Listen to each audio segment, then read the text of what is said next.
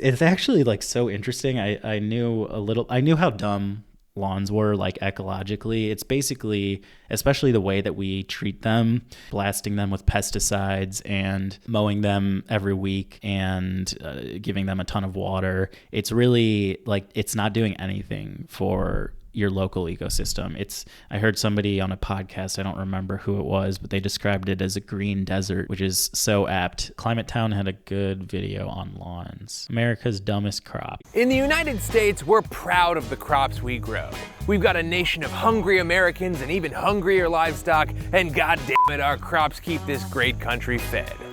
Except, of course, for our #1 most irrigated crop. Yes, sir, at the very top of the list of plants we pour massive amounts of water and resources into is a crop that's not eaten, juiced, smoked, or consumed in any way. I'm talking, of course, about lawns. Yeah! That's right. The stuff we plant outside of our homes, around our office parks, on the sides of highways, and on approximately 40 million acres of prime American land is quickly and quietly sucking up our precious resources while simultaneously being actively harmful to our health and environment. What a deal. And I'm not out here hating on just the concept of grass. I one time dislocated my shoulder playing 8 hours of Ultimate Frisbee, and this Saturday I'm getting day drunk on PBR in my cousin's yard. Grass can be great if you use it. The problem with America is that we've basically made a ton of useless grass mandatory. The city of Indianapolis tonight is warning people to cut their grass or face a big fine. City inspectors are now measuring blades of grass with yardsticks. Native Long Island plants grow without chemicals and help absorb rainwater. But the mayor says the transformation is troubling. You have to call it what it is. That front yard looks hideous. She was arrested and spent a week in jail for what started out as an HOA complaint over her lawn. This story is crazy. Yeah, this woman literally got thrown in jail because she essentially let her lawn get overgrown. And then like some kids in the neighborhood came by to cut it and she got released. But yeah, I mean, I think it's so interesting, like the question about lawns, because it's so indicative of American psychology, like the American dream and all that bullshit. It's a symbol, obviously, of you know, having made it. But it also is like a symbol of how our society, through informal and formal methods, enforces like this conforming. Even though we tout our individualism, if you actually like try to express yourself in certain ways, that's a no-no. Don't do that. Lawn. Yeah. Homeowners associations force people to grow grass under penalty of fines. Countless municipal codes include vague anti-weeds legislation that prevents people from having more interesting plants than just regular lawn grass. And there's enormous social and cultural pressure for everyone to have a thriving little grass patch, or else they're a bad person. They got the property, God give it to them. God expects you to take care of what he gives you. And even if you don't personally own a lawn, cities, states, and the federal government are constantly spending taxpayer money on grass whose entire job is to exist. And we should put big air quotes around exist, because maintaining this grass is also one of the dumbest things we do. These grasses are not native to the United States, which means we often have to coddle them just to keep them alive. You ever heard of Kentucky bluegrass? Well, it's not from Kentucky, it's not even from America. So you take your commie lawn and you go back to your commie country. And then there's the equipment necessary to... So I don't know if he actually talks about this in this video. I'm just kind of scrolling through to see if I can see it. But there's a really interesting history of the lawn, which I'm going to talk about in my video eventually. But basically, like, the lawn as we know it was a status symbol for English aristocrats. Basically because it's like the logic is because it's so expensive and it requires all this water, it a lot of times is not native, it requires people to maintain it, it's extraordinarily expensive, and it doesn't produce any crops, it's unproductive. So it's sort of like the bigger lawn you had was a signifier that you could spend all of this money on useless shit. And then that carried over to once they brought them to America, you know, George Washington, all of our founding fathers, they all had like these big estates with lawns, and they were the the sort of first ones to do it. And it wasn't really until a little bit later that it became like ubiquitous with houses and like suburbs and all that. And now it's everywhere, of course.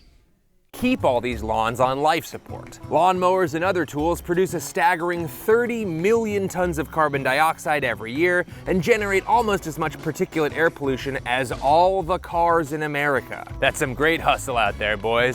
Another fun fact. So he's talking about lawn equipment. One of the worst offenders, actually the worst offender, is the, what do you call it? Leaf blower. That is really terrible because it basically destroys insect habitats, but also it produces a very low frequency that essentially goes through walls. So even if you're like insulated somewhat from the yard work outside, you're still going to hear it. That's why you hear all that shit all day. Like that drives me insane. Like it's crazy how loud all of this lawn equipment are. It's like, what are we doing here, guys? Why don't we just like plant a little, native wildflowers and call it a day? And we don't need to be cutting the grass and watering it every week. It's very silly. I live around Chicago, so we actually get quite a bit of rain, but it becomes like infinitely more stupid when you're doing this in like a southern arid climate, somewhere like Texas, which they're like clinging onto their lawns for dear life. California actually has made some changes because of the drought. Like, that's the thing. Climate change is going to necessitate us getting rid of lawns, at least in somewhere like California that's experiencing a drought. So now in California, and I think in Nevada and some other places, the government is actually paying people. They're subsidizing essentially them to remove their lawn and plant things that don't use as much water. So, as much as I wish it could be like a harbinger of the revolution, I think it's more just like I think it's more just pragmatism that's gonna be the death of the lawn. What originally inspired you to start making video essays? Love the insightful content you provide. Thank you. I don't really know. It actually was originally and I posted. You can go check out this post. I'll put it in the chat. I talk about exactly this. It was my 2-year anniversary. This is free. You don't have to be a paid subscriber. But you can check it out and read about it. But basically, TLDR, I started doing it as like a book and film review blog, and then I turned it into a YouTube channel because I'm like, well, I've got access to Premiere Pro at my job, and might as well just give it a whirl. And then I ended up really loving the process. So here we are. Water. Grass is so thirsty that about 1/3 of all of our residential water goes straight to keeping grass alive. Well, that's not exactly true, because in drier areas, it can be up to 60% of residential water on grass. We're also dumping buckets of chemicals onto our lawns to make sure that nothing but one kind of grass grows, and those chemicals tend to make a beeline for the groundwater and create a whole bunch of problems for fish and wildlife, or just stay local and poison the people who come into contact with it. And it gets even worse. Yeah, it does get even worse. But another thing about like this chemical poisoning, there's a video that was just posted today, and this is actually pretty funny coincidence. So Mother Jones posted an investigation by, here we go, Nate Halverson, about essentially the Forest Service, after they clear cut these trees, they're spraying glyphosate, which is what's the chemical that's used in Roundup. They're spraying it everywhere. And the idea is it kills all of like the undergrowth and like the grasses and ferns and whatnot, and allows just the conifers, the trees that they use for timber, to grow. It's a very depressing story. Also, this Nate Halverson guy, I saw him speak yesterday. Not yesterday. Was it just yesterday? Yeah, it was just yesterday. He has a documentary that's been playing at some festivals. I saw it at Doc 10 in Chicago. It's called The Grab. It's another investigative report, but it turned into like a multi-year project where they discovered that all of these countries, Saudi Arabia, China, Russia, were essentially purchasing land. Like, what one example I'll just give you is Saudi Arabia, they purchased a plot of land in Arizona because Arizona didn't have any limitations on how much groundwater they could pump up. So they were essentially using Arizona, like a desert climate, for their water, so that they could grow alfalfa to feed their cows in Saudi Arabia. And like this is it, they basically discover that it's a pattern that's repeating in all sorts of countries, and they're essentially, the thesis of the film is like water and food is going to be the next resource that people fight wars over. You know, like 20th century, it was oil. Long before that, spices, yada, yada. You get the idea. And now it's going to be water. In Texas, our home came with a sod lawn and a sprinkler system. We turned off the sprinklers and have never used them. It's very humid and green here, so the lawn basically takes care of itself. Oh, that's cool. I would imagine like not all of Texas is like that. Like a lot of places are very dry in Texas. Yeah, we don't water our lawn here. So I guess, yeah, you know, to be fair, not every lawn is going to need water, but most people are going to water them and use like pesticides and artificial fertilizers, which seeps into the groundwater, what he's talking about. America's obsession with putting little grass fields nobody uses all over the place is actually costing us dearly. And in a time when we need to be careful about how we're using our precious resources, forcing the country to spend billions of dollars to grow a crop that we don't use and is actively poisoning us is probably not the smartest policy. But maybe there's something we can do about it, maybe? Hi, I'm Raleigh Williams, a guy with a climate science and policy degree and a pretty decent backhand. I'll catch that later. And this is a video about lawns, the dumbest crop we grow. Welcome to Climate Town.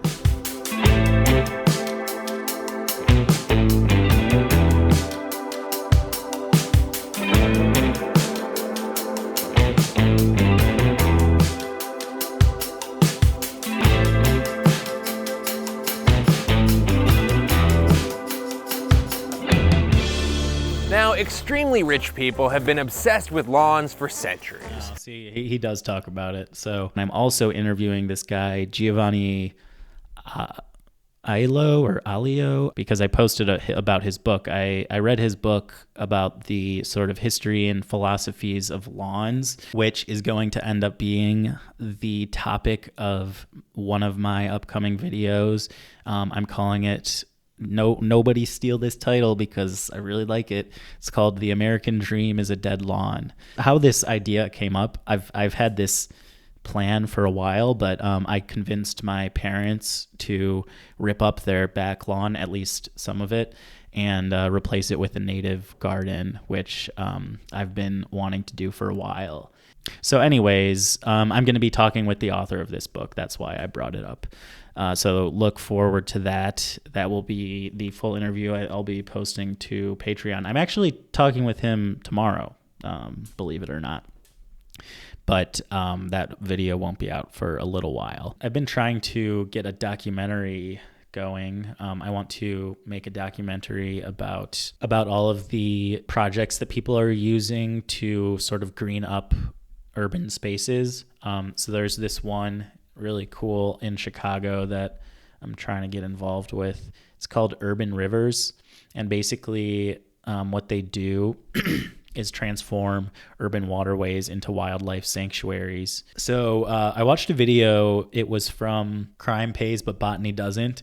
Great YouTube channel. They have like all of these little boardwalks where they plant aquatic plants, and they're basically trying to like turn the Chicago River into a more friendly place for wildlife, and it's working. There's like snapping turtles are coming back to the Chicago River. There's all kinds of cool wildlife that are coming back. That's the thing about like these wilding or rewilding. It's like the field of dreams. If you build it, they will come. That's like one of the I feel like a lot of people have sort of climate exhaustion, like not even climate anxiety. I feel like we're past that. It's like people are exhausted by all of the bad news on the climate front. I know I am, but I feel like things like this can make it feel like you're actually doing something. And the thing is, like, increasing biodiversity, it's not just like for the sake of wildlife.